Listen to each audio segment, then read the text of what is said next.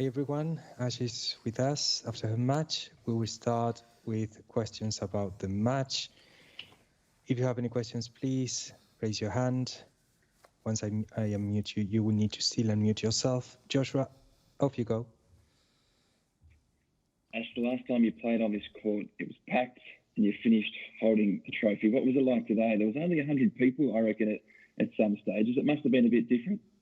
Yeah, a little bit different, but the world's different, isn't it? The world that we live in now is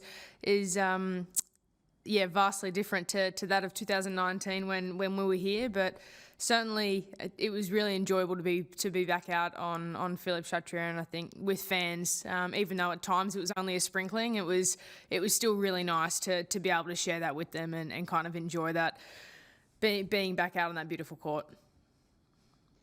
Craig. Ash, I think you had everybody quite concerned with that medical timeout. Can you just explain what the situation is and how you're feeling now and how concerned you were at that stage? Yeah, it's going to be a little bit tough this week. I think over the weekend we had a bit of a flare up through my left hip, which was obviously just needed a bit of help today. Needed some assistance to try and release it off as best I could. But no, I think we're able to fight through. We're able to give ourselves a chance to play again in the next round. And today was all about going out there and giving myself a chance and letting myself play with as much freedom as possible and enjoy every minute. And we're able to do that today. David. Hi, Ash. Congratulations on the win today. Just going through the match, what was the extent of the discomfort and how much did today really come down to sort of just the mental strength and the experience you've had over the last couple of weeks?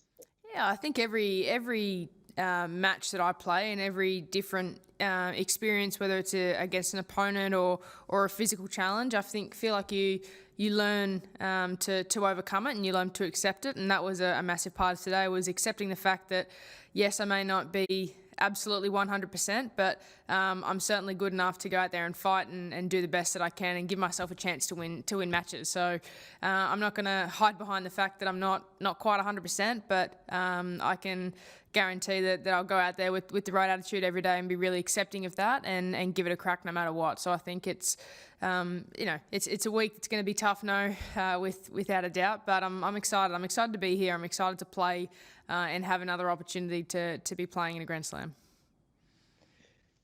Mario. Sorry, Mario. Unmute yourself. Ash, you said a couple of times before that you might not coming back to Australia until the US Open or until the season is done. I want to ask you about Thais. How is he dealing with this situation? Because it might be a difficult time for him as well.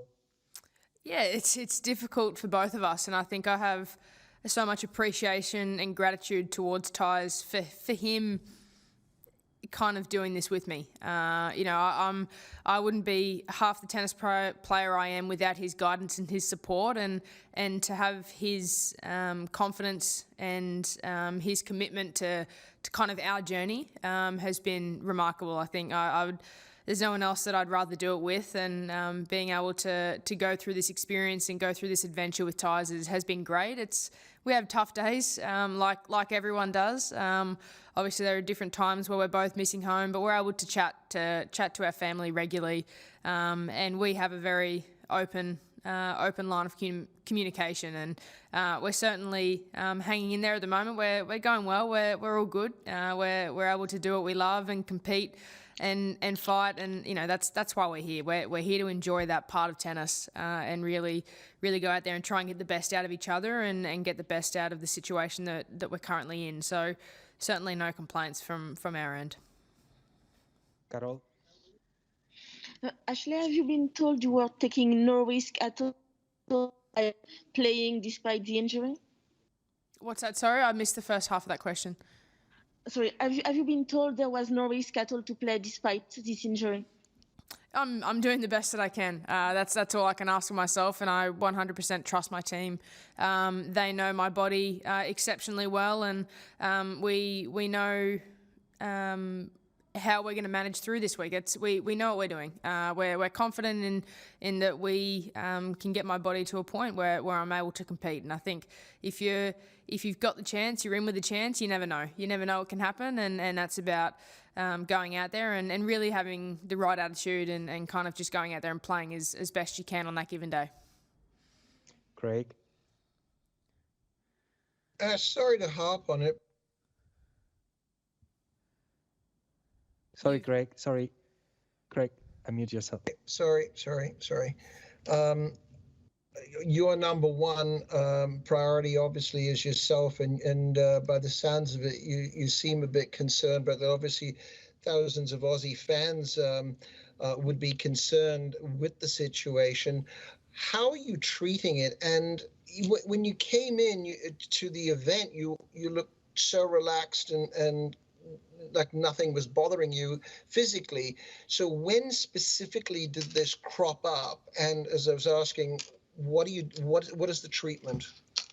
Yeah, I mean, there's a lot of things that we can do, and we've crossed every T and dotted every I. We've done imaging, we've done everything that we can to get myself to a point where I can play. And it was an acute episode, I suppose we'll call it, over the weekend. So I was just actually I was feeling great.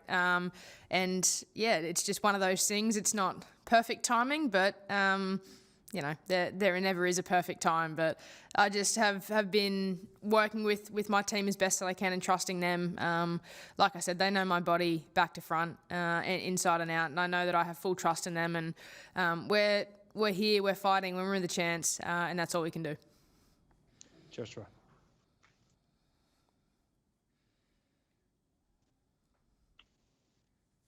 Ash, I know you're a Queenslander, but I'm sure you know Victoria's gone back into another lockdown, and there's a lot of fear in that part of the world right now. But a lot of people reached out to me tonight, and they thoroughly enjoyed watching you play. Do you feel that level of support come from that part of the world right now?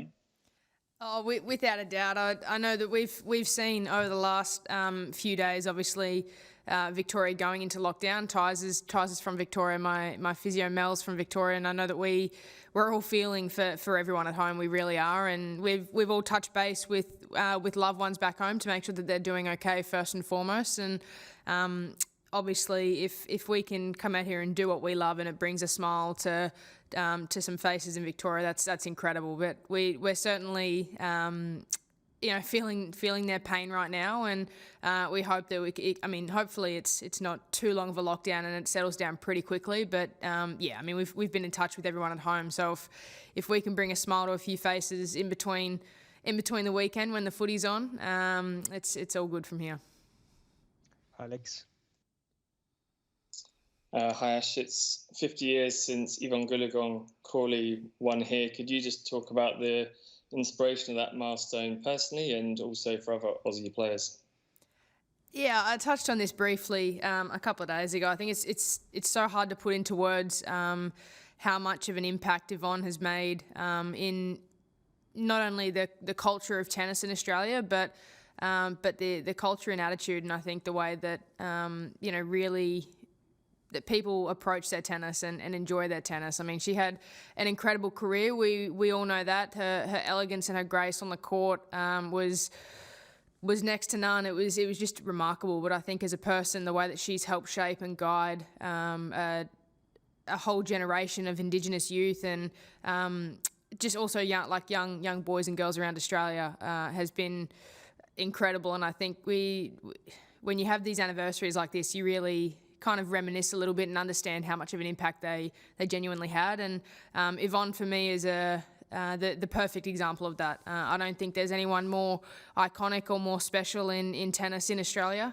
that's had such an impact. So for me, she's the best there is, and to have that 50th anniversary is really special. And I think hopefully we can all do her proud this week, knowing that she's not here. But one of the good ones.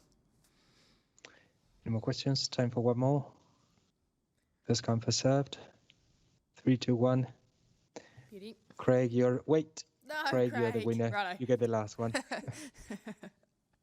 Just on Evonne, having known her for myself for like 40 years from the same tennis school initially, what were your first memories of meeting her? And how old would you have been? I first met Evonne, I would have been 13 or 14 when I first met her. So, a few years ago now, and I think for her to be able to share knowledge with me from such a young age was incredible, and kind of to open my eyes to understand her career better when I began to understand her as a person more was kind of made it even more special. And, I'm forever grateful that she's opened up to me and has been so extremely generous with her time and her knowledge and her thoughts.